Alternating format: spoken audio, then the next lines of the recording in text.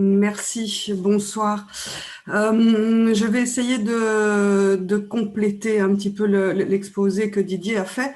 Il a parlé des dernières opérations de régularisation en les mettant dans le temps, parce que c'est donc dans les années 90, fin des années 90 et fin des années de la première décennie de 2000, donc 1999 et 2009, qu'il y a eu des régularisations. Et puis depuis, plus rien. Depuis, on a plutôt été dans un système qui s'est resserré, un système pour l'accès à un séjour légal qui s'est resserré. Je vais essayer d'organiser mon exposé ici en 3 points. Le premier, c'est qu'est-ce qui a changé depuis 99 et 2009, qu'est-ce qui n'a pas changé, et puis je terminerai par la situation actuelle.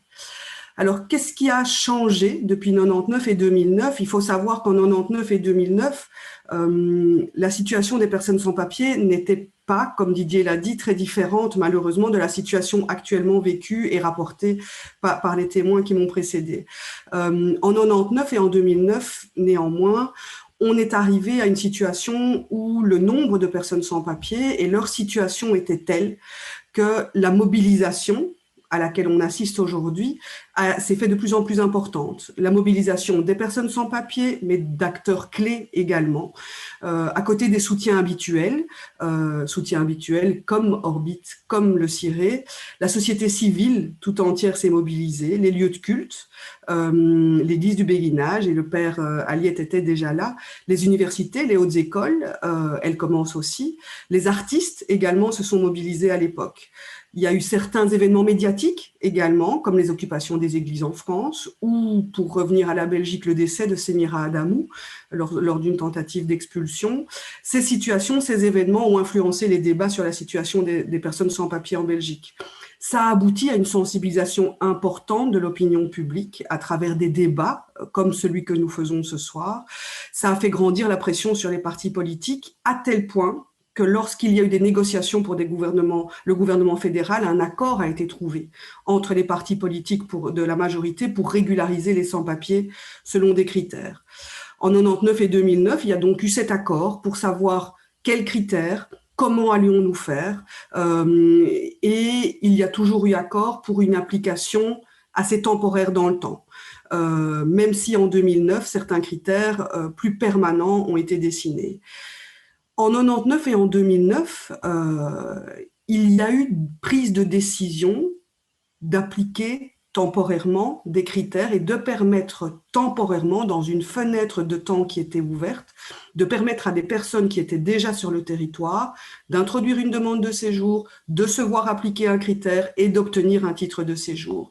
La commission, dont on a entendu parler déjà, a été mise sur pied à ce moment-là avec des experts pour examiner les situations que les personnes sans papier amenaient pour pouvoir établir leurs attaches en Belgique, leur ancrage, l'histoire qui les lie avec la Belgique. Alors, qu'est-ce qui a changé depuis 99 et 2009? Certaines lois ont changé. On a vu notamment une disposition qui concerne le séjour médical, le 9 ter, est venu s'inscrire dans la loi. Ça n'existait pas avant. On a vu aussi en termes d'asile une nouvelle protection apparaître, ça s'appelle la protection subsidiaire. Donc il ne fallait plus désormais être un opposant politique pour obtenir l'asile, être victime d'une violence aveugle dans le cadre d'un conflit peut aussi donner un titre de séjour. La durée des procédures d'asile, c'était aussi un critère. La durée des procédures d'asile et l'arriéré devant les instances d'asile, du coup, ont été raccourcis. À l'époque, il était question de procédures d'asile qui dépassaient les 5 à 6 années de procédure. Certains critères ont aussi été inscrits dans la loi. Ça, c'est ce qui a changé depuis 99 et 2009. Ce qui n'a pas changé, par contre, c'est que la fabrique des sans-papiers, ce que j'applique avec des guillemets, la fabrique des sans-papiers a continué. Nous avions, beaucoup d'opérateurs, d'acteurs actifs dans le combat pour les sans-papiers, nous savions qu'une campagne de régularisation ponctuelle, même si elle pouvait être salutaire à ce moment-là, même si elle a permis à ce moment-là que des dizaines de milliers de personnes obtiennent un titre de séjour, nous savions qu'elle ne suffirait pas. Nous demandions l'inscription dans la loi de critères légaux et permanents. parce que nous savions que cette mesure de régularisation était un pansement et n'allait pas régler le problème véritablement. Aujourd'hui, qu'est-ce qui n'a pas changé? C'est donc une série de procédures, le séjour médical, le séjour pour le travail, le séjour pour regroupement familial, mènent parfois à des impasses, des voies sans issue. Pour illustrer cette situation, dans le séjour médical, je vous ai dit que c'était apparu dans la législation, malheureusement. Donc, on a salué l'apparition de cette possibilité de soumettre une situation médicale grave pour obtenir un titre de séjour. Le problème, c'est que cette procédure prévoit de prouver son identité avant que ne soient examinés les motifs médicaux. Et malheureusement, ne pas pouvoir prouver son identité aboutit à ce qu'on n'examine pas les motifs médicaux. Et puis même quand on prouve son identité, l'examen des motifs médicaux se fait sans examen. Il n'y a pas la même déontologie qui est appliquée par les médecins lorsque un citoyen belge ou autorisé au séjour demande un avis médical ou lorsqu'un médecin de l'administration regarde la situation médicale qui est invoquée par une personne qui demande un titre de séjour. Il y a toute une série de dysfonctionnements dans la procédure de séjour médical qui aboutit à ce que des personnes n'obtiennent pas le titre de séjour. Les témoignages, les deux témoins nous ont parlé d'une femme qui avait des soucis de santé, qui avait besoin de soins importants, qui n'étaient pas disponibles ou pas accessibles dans son pays d'origine. Ces situations sont les impasses dont je vous parle. Elles sont censées pouvoir être réglées dans la réglementation belge aujourd'hui, mais elles ne le sont pas en pratique. Dans le séjour humanitaire, le fameux 9 bis dont on a entendu parler aussi, ce qui n'a pas changé, c'est qu'une demande de séjour humanitaire, elle est examinée par le secrétaire d'État dans le cadre de son pouvoir discrétionnaire. Alors, discrétionnaire ne veut pas forcément dire arbitraire, mais discrétionnaire veut dire sans critère. Ça veut dire que c'est un examen qui est fait d'après des critères qu'on ne connaît pas à l'avance. La procédure d'asile, ça n'a pas changé non plus, malheureusement. Il n'y a qu'à regarder, pour tous ceux qui s'y intéressent à la procédure d'asile, les taux de protection et les pays d'origine des personnes. C'est pas parce qu'on vient d'un pays en guerre et dont il est unanimement connu que le pays est en guerre qu'on obtient une protection. Nombreux sont les personnes qui viennent de pays en guerre, qui ne parviennent pas à obtenir une protection en Belgique. Le regroupement familial aussi, malheureusement, laisse sur le carreau de nombreux membres de la famille, alors qu'elles sont bien membres de la famille. Aujourd'hui, le regroupement familial concerne la famille nucléaire, c'est-à-dire le père, la mère, les enfants mineurs. Les ascendants, donc les parents ne sont pas concernés, les frères et sœurs non plus, les oncles, tantes, cousins non plus. Parfois aussi, lorsqu'on a un enfant dont on n'est pas le parent biologique, c'est très compliqué d'obtenir un regroupement familial. Ce qui n'a pas changé non plus, c'est la délivrance des visas. La délivrance des visas, court séjour ou long séjour. Donc, quand on veut venir en Belgique et qu'on n'est pas européen ou dispensé de visa, il faut solliciter un visa pour venir. Et les délivrances de visas sont compliquées, sont rigides. Il y a les conditions qui sont écrites et puis il y a aussi l'appréciation qui est faite à la frontière et qui est faite sur base de quelque chose qui n'est pas inscrit dans la loi. C'est: est-ce que l'agent est convaincu que la personne va bien rentrer dans son pays d'origine après la durée de son visa? Ces visas dysfonctionnent aujourd'hui, on le voit. Le CIRE a un service de première ligne aussi et reçoit de nombreuses personnes ou de nombreuses situations dans lesquelles on voit qu'un visa a été accordé, mais que l'entrée n'a quand même pas été autorisée sur le territoire. Ce qui n'a pas changé non plus, c'est l'accès au travail, l'accès au séjour pour des raisons de travail. Il est très compliqué aujourd'hui, toujours aujourd'hui, d'obtenir un titre de séjour sur base de son travail. Alors, il y a certaines fonctions, notamment des fonctions hautement qualifiées, qui rencontrent moins de difficultés. Mais pour les fonctions non hautement qualifiées, il est très compliqué de solliciter de la Belgique un titre de séjour parce qu'on a un employeur qui est prêt à nous embaucher. Alors, maintenant, dans quelle situation nous sommes? Les sans-papiers sont très nombreux, vous l'avez vu à travers les témoignages, des femmes, des hommes, des enfants, parfois nés en Belgique, scolarisés en Belgique, des adultes qui travaillent dans des filières qu'on connaît bien, qui ont été citées, l'ORECA, le bâtiment, les soins aux personnes, les personnes âgées, les jeunes enfants également. Les filières sont connues, on sait aussi malheureusement à quel point les personnes sans papier, les travailleurs sans papier sont exposés à tous les risques. Ça n'est pas systématique, mais le risque est là, le risque d'exploitation, le risque de violence, les témoins vous en ont parlé, le risque est toujours là. Alors, on n'est pas, Orbit et Fairwork sont des organisations qui accueillent et qui accompagnent les personnes qui sont victimes d'exploitation, victimes de non-paiement de salaire, par exemple. Mais on le sait, la protection qui est accordée aux victimes est insuffisante. Et la Belgique est en défaut, pour l'instant, de transposer une directive européenne pour permettre à des victimes d'exploitation de pouvoir porter plainte contre un employeur qui aurait abusé de leur situation. Alors, je vous l'ai dit, en 99 et 2009, on savait qu'une régularisation one-shot n'était pas une solution, que ce n'était qu'une mesure pansement. Et pourtant, aujourd'hui, nous sommes en 2021 et nous sommes encore à demander une régularisation. Pas que l'on croit que ça réglera tous les problèmes, mais on sait que depuis 2009, rien n'a été fait pour éviter de se retrouver encore dans cette situation. Donc une régularisation paraît incontournable. On fait des amnisties fiscales en Belgique, considérant qu'il faut remettre les compteurs à zéro et puis essayer de changer la législation.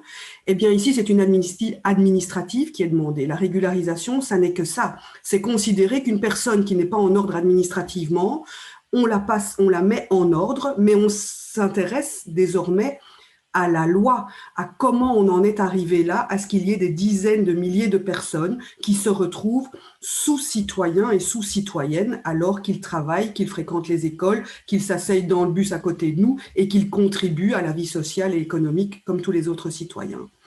Ce que nous demandons, c'est que toutes ces situations que les témoins vous ont rapportées et dont je vous fais part ici, que toutes ces situations humaines trouvent une solution dans la loi, que l'on ouvre des critères, des voies légales vers le séjour légal. Il faut bien sûr qu'il y ait des critères. Le pouvoir discrétionnaire, on le sait, le secrétaire d'État y tient, au pouvoir discrétionnaire, il a envie de pouvoir aussi s'intéresser à certaines situations qui ne rentrent pas dans des critères. Parce que des critères, ils sont écrits et ils sont relativement fermés. On est dans le critère ou on n'est pas dans le critère. On sait qu'il y a des situations dramatiques où, lorsqu'on exige autant d'années de séjour et qu'on ne les a pas, eh bien, on ne les a pas. Le pouvoir discrétionnaire n'empêche pas que soient objectivées les conditions de délivrance des titres de séjour aux personnes qui sont déjà sur le territoire.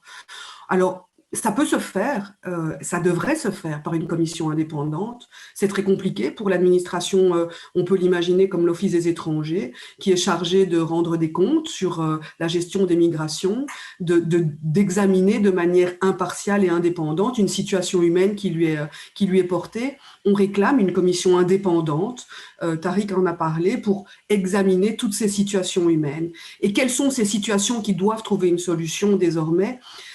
Elles sont déjà connues, elles étaient déjà connues en 2009 et en 99. Il s'agit de certaines longues procédures. Lorsque on attend depuis plusieurs années une réponse sur une procédure qui a été introduite, et lorsque 3 ans après, 4 ans après, on n'a toujours pas de nouvelles, on s'attache, on s'ancre parce que personne ne vit d'amour et d'eau fraîche, pas même un sans-papier ou une femme sans-papier. Et donc, tout le monde travaille, s'ancre et fait sa vie. Une longue procédure, ça veut dire une longue vie derrière et de longues attaches. Une longue procédure, c'est une des situations, c'est un des critères qui doit trouver une réponse avec la délivrance d'un titre de séjour. L'impossibilité de retour aussi, on sait que ça concerne, et c'est vrai que l'accord de gouvernement aujourd'hui parle un petit peu d'impossibilité de retour des personnes apatrides notamment, mais on sait que les impossibilités de retour sont plus nombreuses que les simples situations d'apatridie. On sait, il y a eu l'affaire des Soudanais, donc pour ceux qui auront suivi cette actualité, il y a eu l'expulsion sous le gouvernement précédent de plusieurs personnes soudanaises vers le Soudan, parce que l'État avait considéré que ces personnes n'avaient pas le statut de réfugié et que donc, elles ne craignaient rien à être renvoyées vers le Soudan. Et pourtant, le doute a été permis, une enquête a été menée et le doute est resté. Et donc, on sait que même quand on n'obtient pas le statut d'asile, on a parfois de bonnes raisons de craindre en cas de retour dans son pays. L'impossibilité de retour, c'est un des autres critères qui est réclamé ici pour mettre fin à cette situation d'indignité dans laquelle les personnes sans papier sont. Les personnes gravement malades, je vous en ai parlé, c'est aussi un critère qui doit permettre d'effacer, de remettre l'ardoise à zéro et de se dire, lorsqu'on est gravement malade, qu'on établit qu'on est gravement malade et qu'on n'a pas accès aux soins qui sont nécessaires, accès géographique ou accès financier, on devrait être régularisé en Belgique. Les attaches sociales, les circonstances humanitaires, vous avez entendu par les témoins que des personnes s'établissent en Belgique de longues années, se marient, parfois sont nées en Belgique et donc y ont toute leur vie. Toutes ces attaches, ce sont aussi des situations qui doivent trouver une solution. Et puis enfin, la contribution socio-économique. Et ici, nous savons, tous les témoins l'ont dit, les travailleurs sans papier sont déconsidérés aujourd'hui. Ils sont potentielles victimes d'exploitation et c'est insupportable parce qu'on le sait, la présence de travailleurs sans papier fait que certains employeurs en profitent. Certains employeurs en profitent pour dire c'est à prendre ou à laisser et toi, travailleur sans papier, si tu le refuses, un autre l'acceptera. Et donc, ça n'est bon pour personne. Alors, ce que nous demandons, mais nous ne sommes pas les seuls à demander, ce sont des voies d'accès au séjour légal.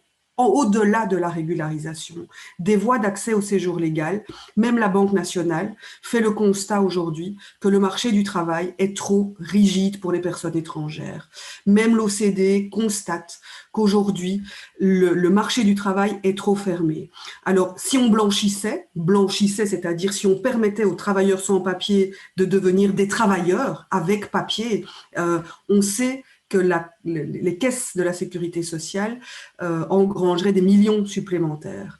Alors, si on comptait l'apport des personnes sans papier, des travailleurs sans papier à l'économie, ce que la Banque nationale ne fait pas, malheureusement, on sait que ça changerait la donne. La Banque nationale invite l'État belge, les autorités fédérales, à augmenter le taux de participation des étrangers en Belgique. Ça veut dire augmenter le travail des personnes étrangères. Mais si on ne tient pas compte du travail qui est déjà accompli par les travailleurs sans papier, on regarde que la moitié d'un tableau.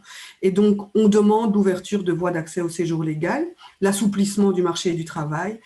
Mais en fait, ce qu'on demande aussi, c'est un autre regard, probablement, sur les migrations et sur les personnes qui migrent. Un des témoins en a parlé, il faut cesser la criminalisation, cesser la répression, la stigmatisation et l'exploitation. Les sans-papiers sont des citoyens qui travaillent, qui vivent, qui s'ancrent. Et il faut leur reconnaître leur qualité de citoyen avec des droits et pas que des obligations. Didier en a parlé, la systématisation de la pensée selon laquelle quelqu'un est en séjour illégal, on va lui délivrer un ordre de quitter le territoire, donc il va partir volontairement ou il partira de force, ça ne marche pas. Il faut repenser les choses. Ça n'a jamais marché, ça ne marchera jamais. Par ailleurs, ça coûte très cher à l'État. Il faut savoir que la politique de détention et d'expulsion coûte très cher. Rien que pour un jour de détention dans un centre fermé, c'est 200 €. 200 € par jour et par personne. Si ce budget qui est consacré à la détention et aux expulsions était consacré à l'intégration et au soutien ou à la formation professionnelle des sans-papiers, on aboutirait probablement à un autre résultat. Alors, ce qu'on souhaite, nous, au CIRE, c'est réparer la réglementation, arrêter que la fabrique des sans-papiers ne fonctionne à plein régime. Il faut mettre un moment de pause et commencer à ouvrir les yeux, regarder la situation, constater que ce dont on a peur, l'appel d'air, je pense que c'est Tariq qui en a parlé au début, l'appel d'air que toutes les autorités politiques craignent ne s'est jamais produit. Aujourd'hui, il n'y a pas eu de régularisation depuis bien longtemps et pourtant, les personnes sans papier se comptent par dizaines de milliers. Donc, l'appel d'air est une mauvaise réponse. La pénalisation du séjour irrégulier, donc considérer qu'on est en défaut lorsqu'on est en séjour irrégulier, ça n'aboutit à rien, si ce n'est à la stigmatisation. Un des témoins en a parlé aussi. Ça conduit à être stigmatisé, criminalisé, et ça fait peur, ça effraie lorsqu'on est victime de violence ou d'exploitation. C'est un frein vers la police parce qu'on a peur d'aller porter plainte et de se déclarer victime lorsqu'on sait que, à la clé, potentiellement, il y a une détention et une expulsion. Alors, on ne choisit pas de vivre sans papier. Le CIRE, on a fait, sur base des situations qui nous revenaient, on a fait une brochure pour expliquer comment on devient sans papier. Il faut savoir que la plupart des personnes sans papier ont eu des papiers à un moment de leur histoire et les ont perdus pour tous les dysfonctionnements dont je vous ai parlé. Alors aujourd'hui, regardons la situation et regardons l'apport des personnes étrangères et des personnes sans papier au marché du travail, à l'économie et à la société dans son ensemble. Ouvrons les yeux et ouvrons les canaux de migration légale à côté de la régularisation des sans-papiers. Il me semble que c'est essentiel. Et j'en ai terminé.